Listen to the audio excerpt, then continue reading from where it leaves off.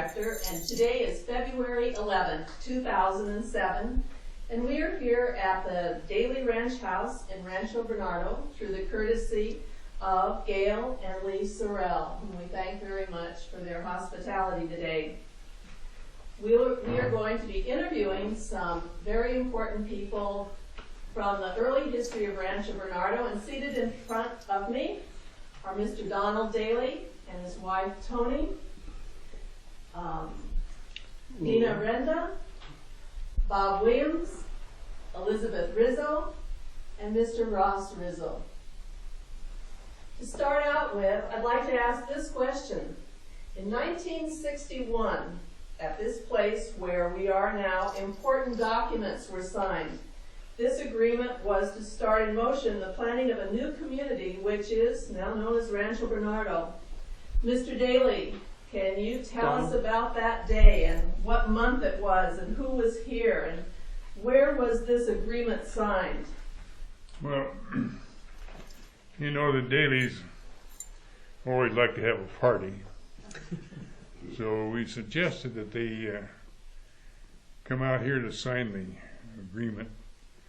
And my brother Lawrence and his wife Bertha and my wife and myself we got together a big barbecue and invited all of our friends in 1961.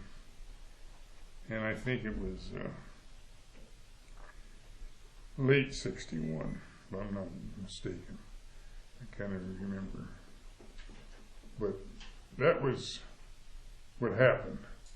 We had a big party and barbecue, and Williams was here, Rizzo's were here, and well, there was lots and lots of people.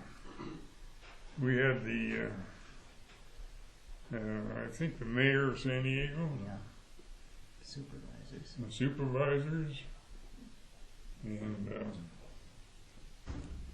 well, I just can't remember all of them. But it was a big gathering in 1961. Bob, since you were here, can you add anything to Mr. Daley's comments? Actually, it was my parents that were here because I was going to the University of Arizona at the time. And Mrs. Daley, were you here that day? Certainly. Lots of important people. Yes. Do you have any specific memory of?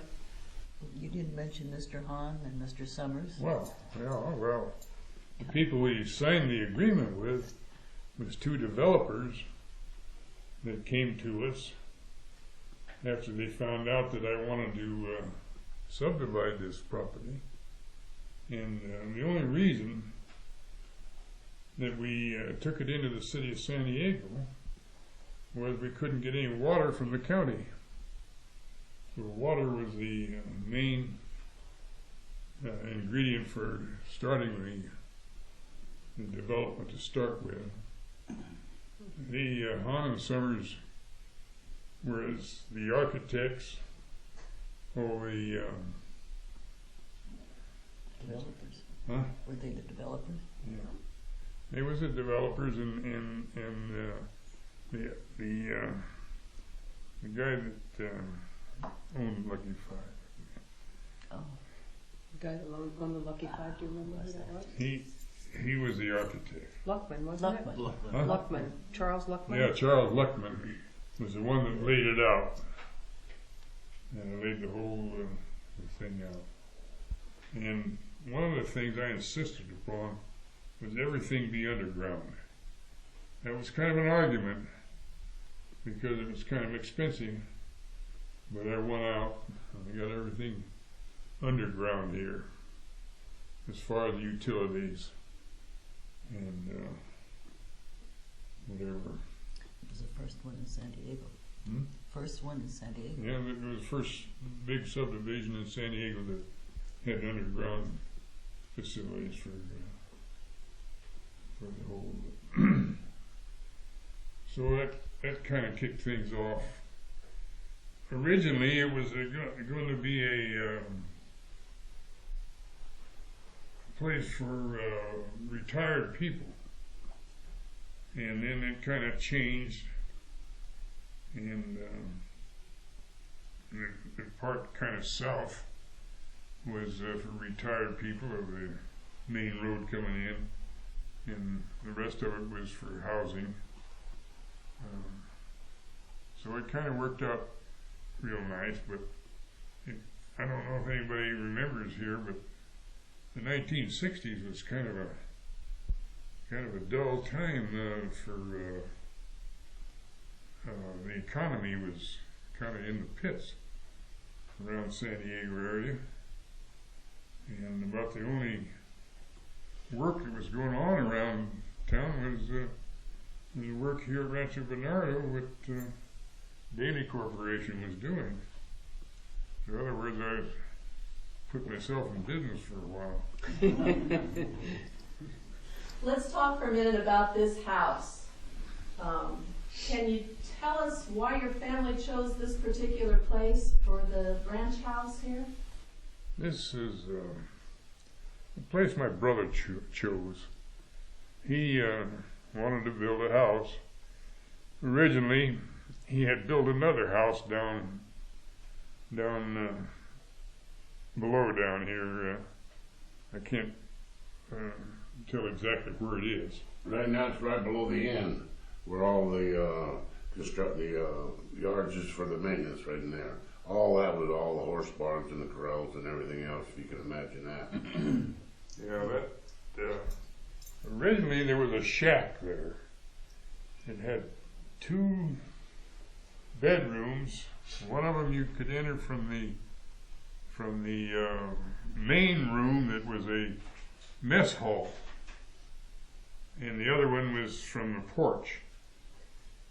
And then they had an old wagon that they use on the construction places backed up to it for storage and all that.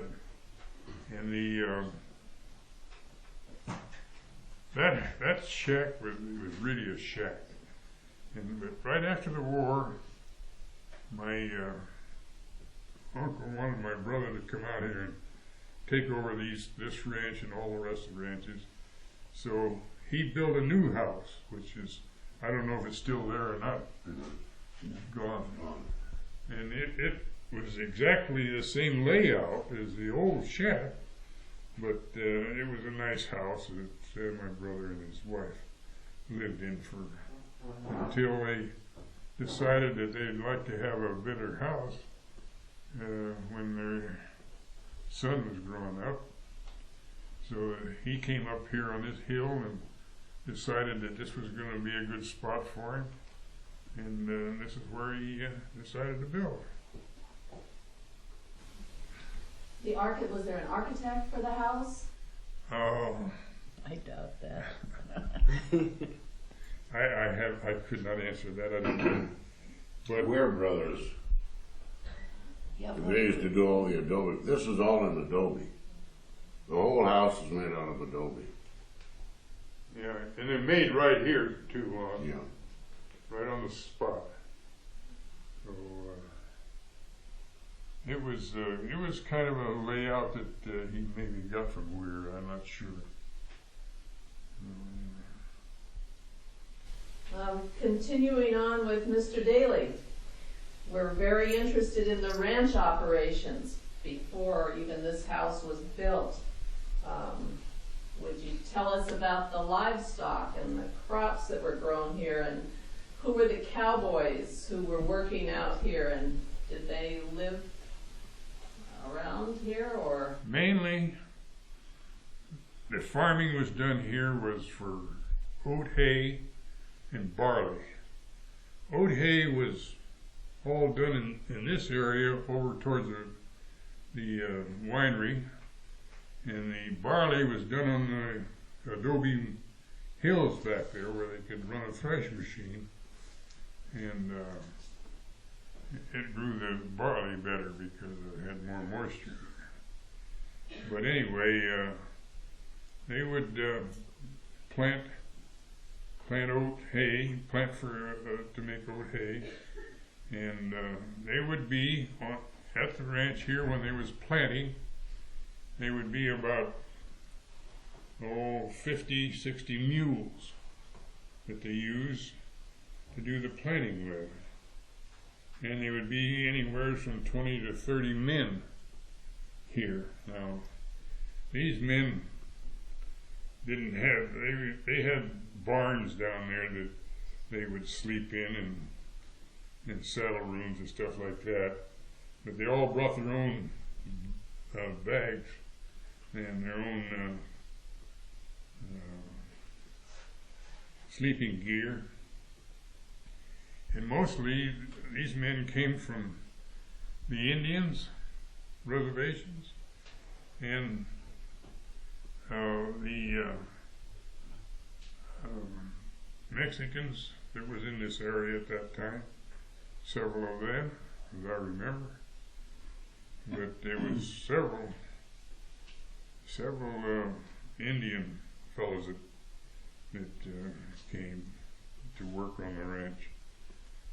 And after the planting, they would be gone. And when they get ready to harvest, they would get them back here to drive the mules. And they had mowing machines. They have about 15 or 20 of those mowing machines around here. And I was about 10 years old when I first run one of those. I did that during vacation time from school. And then they'd have rake the hay into windrows, and then they would stack it. And then they would take a hand crew with pitchforks and make nice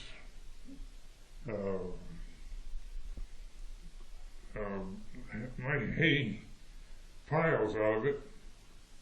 And then when it came time to stack it, they had the mules again, and they had what they call buck rakes. They'd go out and pick up these stacks and take them to the stacker. Stacker would stack it up on those stacks.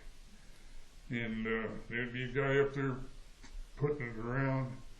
And then the stacks there, they would throw a little salt in it to kind of cure it.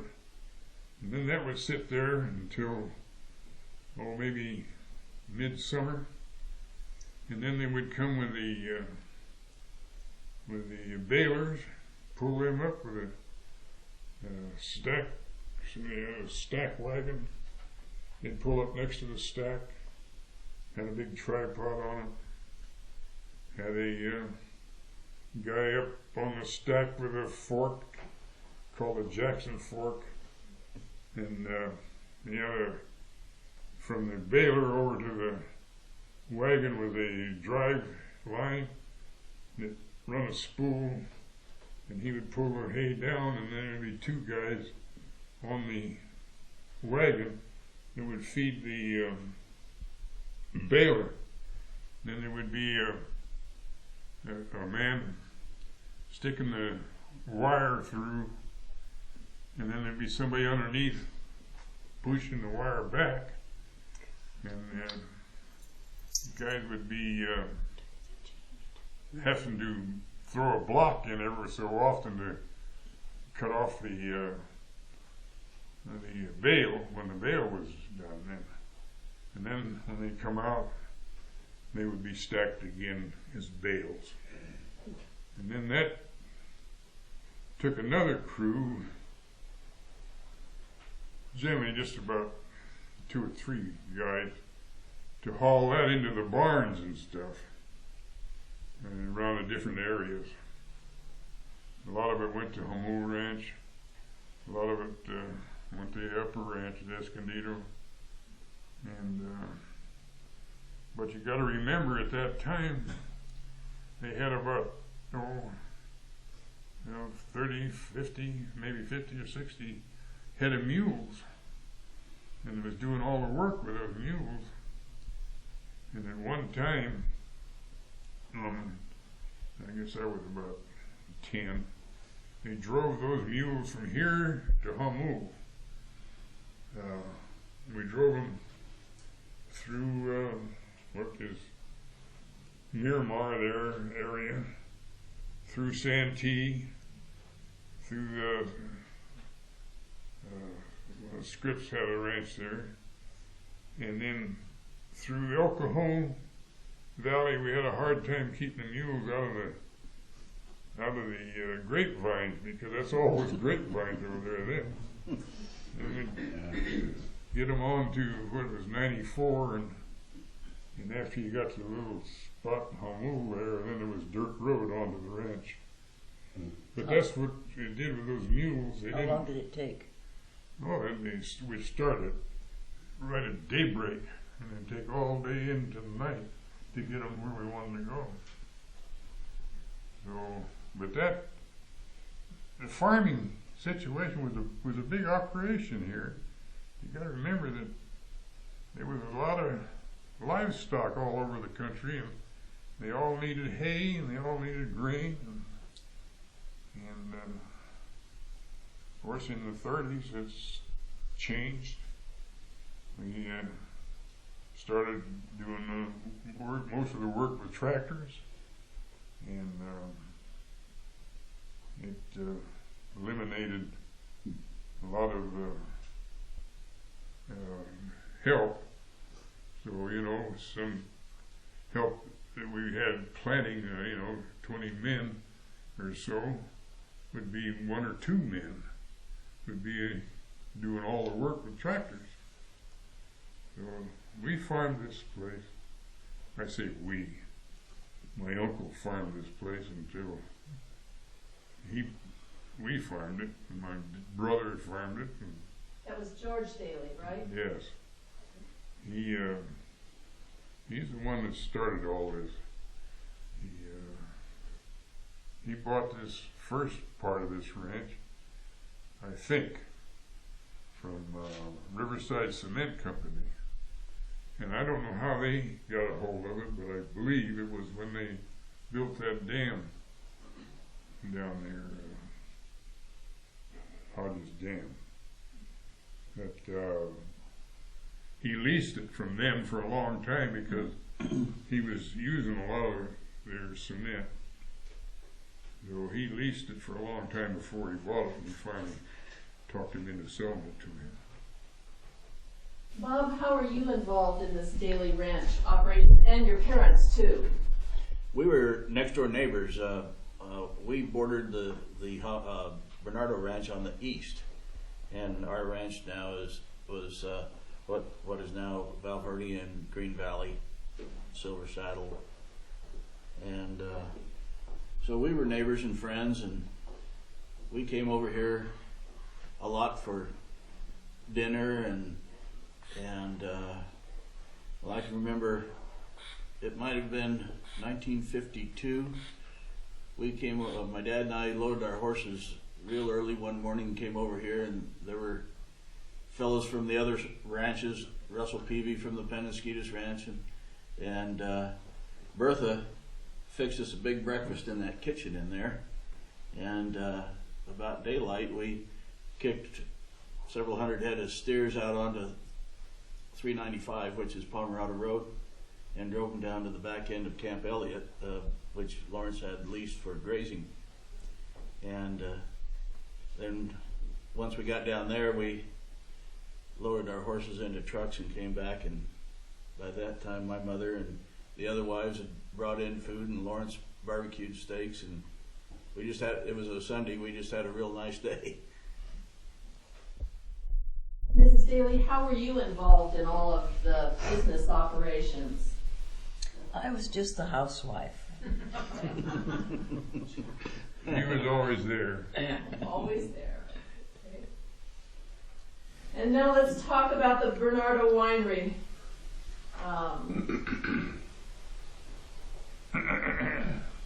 Ross, originally there was a group of Sicilians who owned the Bernardo Winery.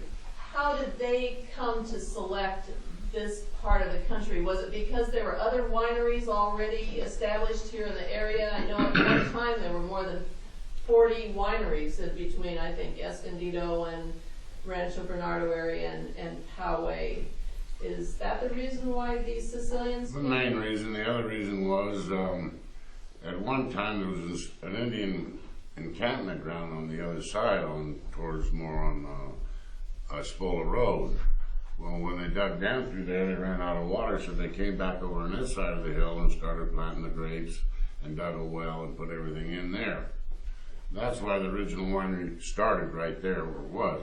But the Five Partners, the land sloped so well because of the southerly slopes of the hill, the sun, the moisture, the valley, the breezes that came right down through here. From here to the winery across here, it's only 11 miles as the growth flies. So all this valley was down through here like this, you know. Then the other thing was, they planted a lot of vineyard in there and started producing the wines in the wineries, and then they decided that prohibition was coming on, so they decided to leave. So 3 of the partners went on up north, plant more grapes. My dad used to come out here and go hunting an awful lot. And this was back in 27, 25, 26, 27. And that's when he bought into 2 of the partners, Lanza and Licata. And he used to raise grapes, produce wines and stuff, you know. And of course, in them days, there was always a back door to the winery and always a front door. And then he used to sell grape juice, was guaranteed to ferment by the time they got to the end of the road over here. So they made $1 here and there that way. But there was 35 wineries, like you say, in San Diego County, better than 10,000 acres of grapes in the county. The highest sugar content ever recorded in the Muscat grape was right here. They considered all this as Escondido, this whole area down through here. So it was a good situation at that time. Of course, the wineries grew and everything went on and up and up. And then, you know, Burke and Lawrence moved over in here, and Nina and I and my brother went to school with them years ago there at Pomerado School over here. And times, my mom can tell you about the PTA when first we worked, Bob and I, he came over here. Bob and I used to go to school over there, of course, with Nina. And at that time, tell them about the PTA, Ma. Well, there was nothing to it. They had, the whole school was from first grade to the 8th grade, and there were only 98 pupils in the whole school. And there was, you know, everybody knew their mothers, and everybody knew the neighbors and the children. And we would have, one time they had a May Day circulation, and then they always had something to entertain the kids, the children, because of the fact that everybody lived away from the school, from their home. So they always had something to entertain the children. Like Halloween, they never had the children go out for candy or anything.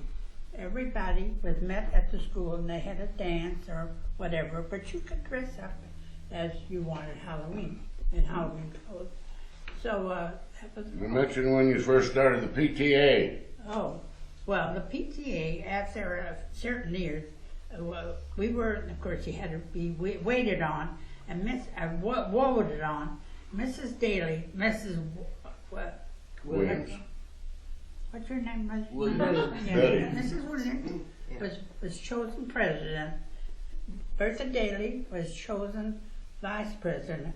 I was chosen treasury. And Mrs. Brooker, who lived in the 4-H ranch down here, was chosen secretary. So we knew each other, we knew all the mothers, we knew the children that were there. So it was really a lot of fun. And then they always had, as I say, always something to entertain the children. So that was all. Yeah. This was quite a big operation at one time, like Yeah. Donald was telling you, the 6,000 acres in here. And all the lake bottom was right there. At that time, the lake was always full at the time. Lake Hodges was always full.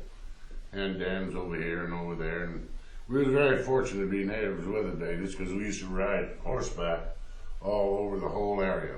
I mean, it's just like a run of the whole ranch, The only thing we had to make sure was that we closed the gates when we went through. That's right. If you didn't, we'd get a concussion, and then Lawrence would give us a concussion, and that would take care of that. But it was a lot of fun. It was a lot of work.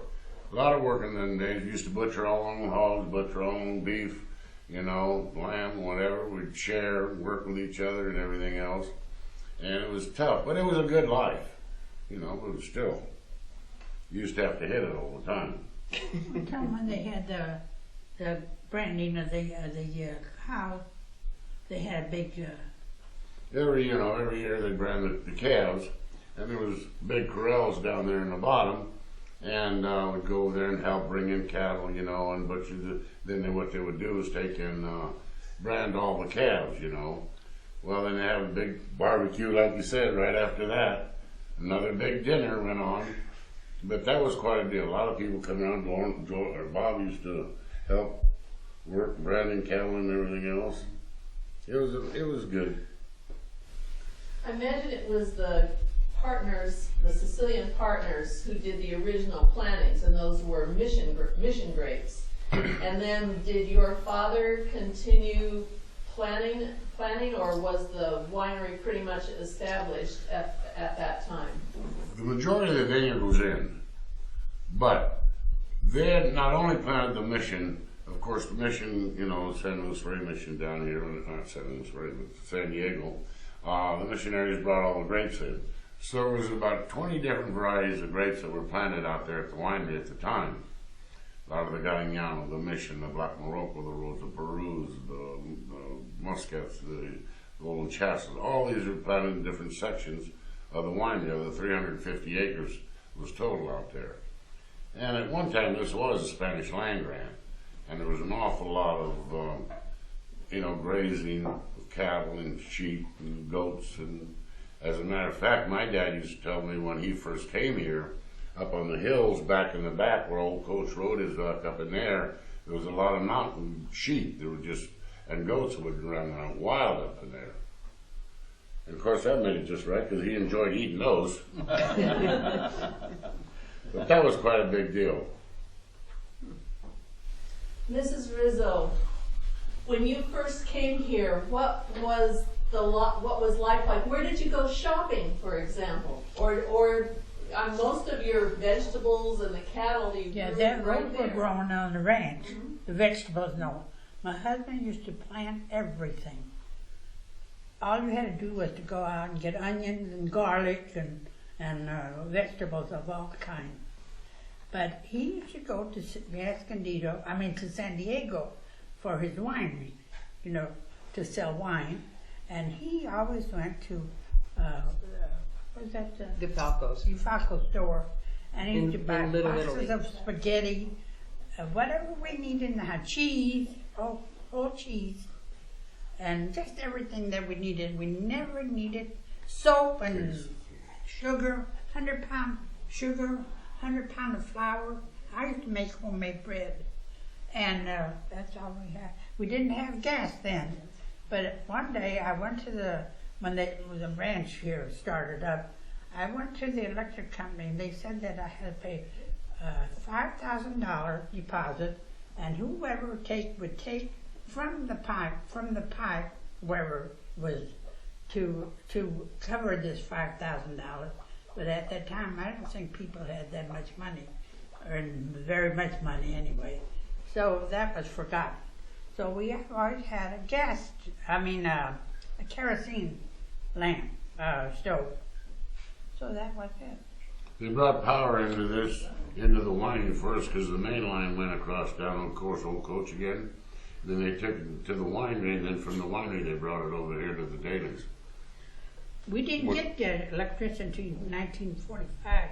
Yeah, 44, 45, yeah. Yeah, and the war was on, you know, and they brought the electricity, I don't know where from, but they had, in fact, I had another son, and he was just 3 months old, and when the men finished up with all the wiring, they had him, my son, open up the switch of the electricity there at the ranch, and all we thought it was that, of course, they all had a drink of wine, a glass of wine, and was celebrating the electricity that we had in the winery. in 1945. So that's a long time ago. 44, Mom, 44. What 44? All right. 44. Another thing, my dad was in World War I.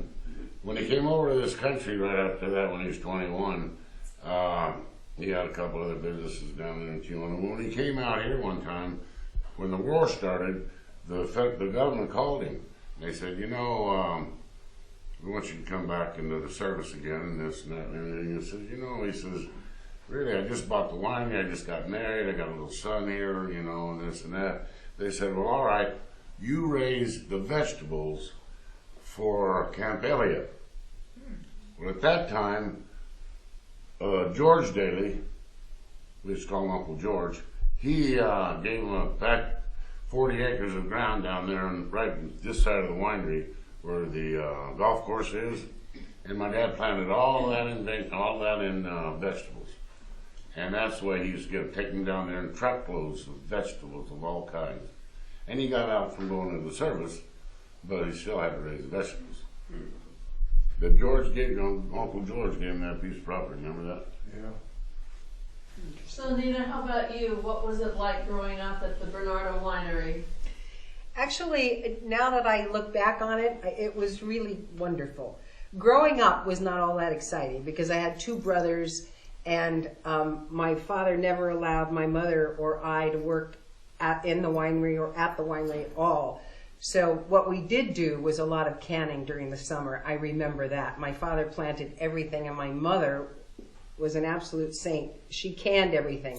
Peaches, pears, peppers, you name it. We made tomato sauce for the whole winter. It was really, at the time I thought, the only bright light during the whole summer was going to the fair. That was the big deal. Remember that? That was the fair. Oh my God, that's going to be fun. But the rest of the time was a lot of hard work. But looking back on it, it was really pretty idyllic. We used to come here when the Daleys when Bertha and Lawrence built this house, and they built a pool. It was probably one of the very few pools around. And my brother at the time started driving when he was 7, I think, and we had a Jeep. And he would, in the afternoon after the boys finished their work, Bertha would call and say, why don't you come swimming? And so Ross would drive us over in the Jeep, and we'd stay out here and we'd swim for as long as we could. And then if we were lucky, Bertha and Lawrence would invite us to have dinner with them because they always had American food. And of course, we grew up on Italian food. And we always thought having, white bread was really pretty special because my mom made homemade bread all the time. So we used to trade with the Williamses because they'd give us peanut butter and jelly on white bread, and we'd give them homemade bread with salami in it. So that was exciting for us. But Bertha and Lawrence were very, very good to us. They were really quite wonderful. They had a son, George, who was about my age. And when Lawrence would come home from working all day, he used to play very roughly with the boys out at the pool and have them do all kinds of really daredevil things that I think any parent would be a little bit appalled at today. But he was a little rowdy. He was a nice guy, though, a nice guy. So it was fun growing up at the winery.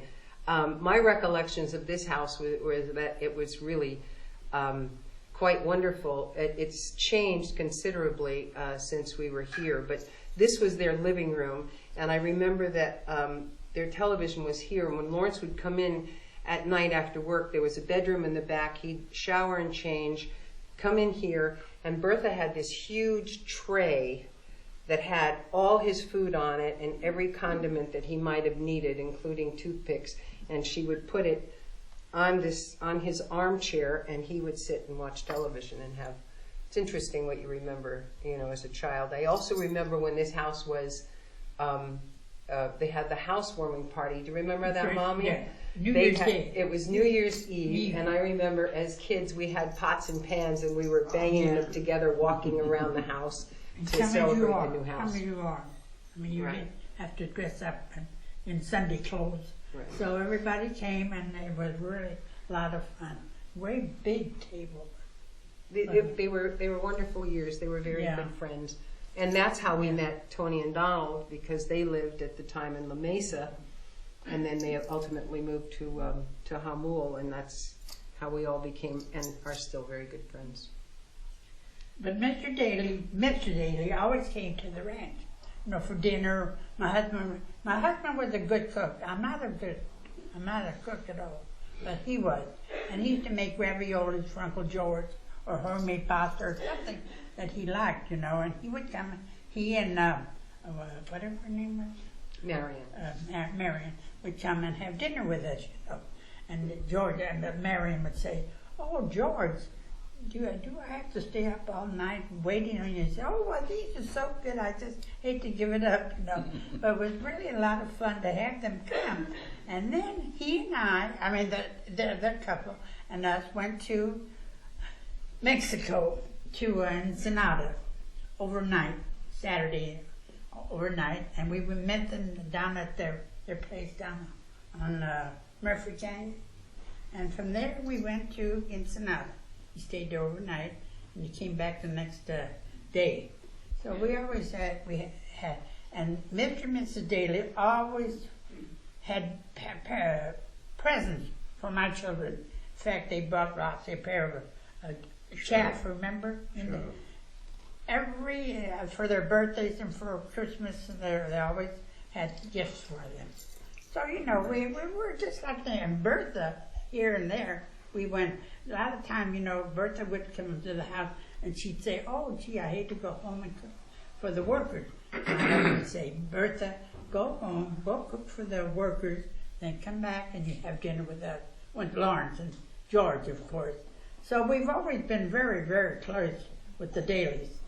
But then, we don't know, because they lived down in Almu, so we really didn't have too much, But with Bertha Daley, we're just like home.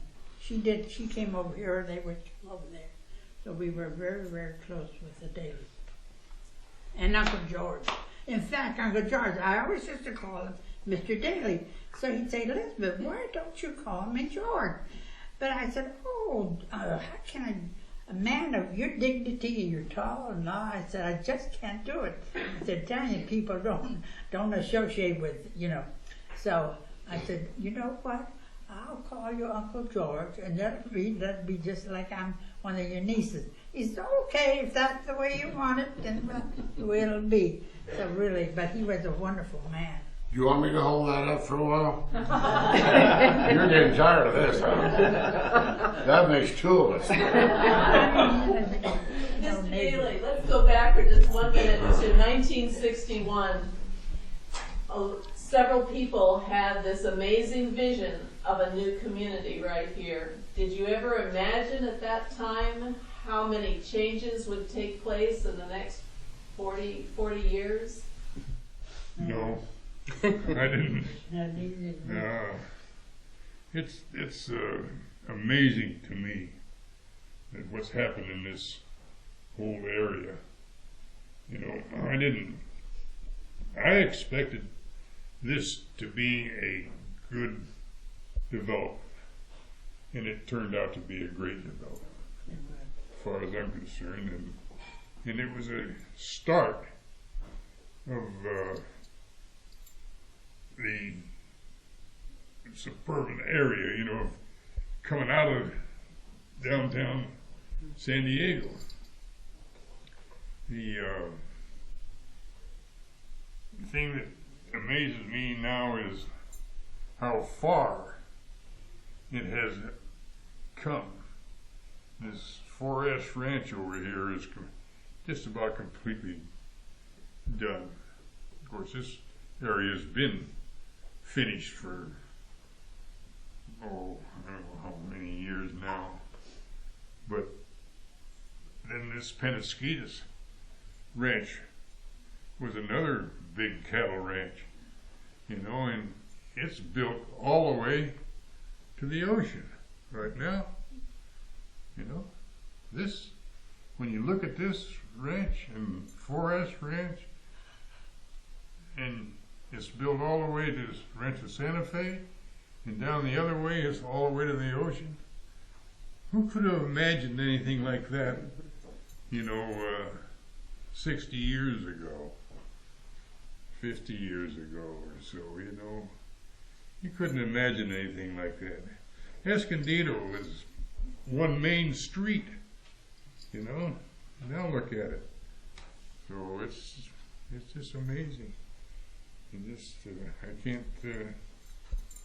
I can't see anything wrong with it. I like it the way it was back in the 50s and 60s. But I think it's wonderful that many people enjoy this area and find work here. That really amazes me.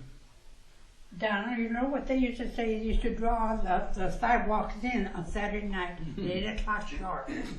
You couldn't buy a thing in Escondido after 8 o'clock. Well, If you had needed grocery, a drug of some kind, you had to go all the way to San Diego. well, likewise in San Diego, when the fleet would go out back in the 30s, Yeah, it was empty. you could too. shoot a cannon down Broadway and never hit anything. That's really true. So, When they were developing Rancho Bernardo, there was a bull pasture over here. When they were digging up the ground down through the bottom over there was this one berry tree that was right out in the middle of the bull pasture, and there's a bunch of rocks around it. But when they moved them rocks, there was a cave in it. And they brought big jars Oh, to yes. cut Oh, yes. Oh, yes. joyas, and they said they had honey and gold in it. Now, where is that gold at? Where's it at? Nobody knows, huh? nobody knows. I know. Nobody knows. Well, on that point, I think we all realize that there are many more stories to tell and many more people to interview about the interesting history of Rancho Bernardo. And on behalf of the Rancho Bernardo Historical Society, I want to thank all of you for your interviews today, and we look forward to doing this again sometime in the near future. Thank you very much. We thank you very much. Thank for you. having It us. was very much.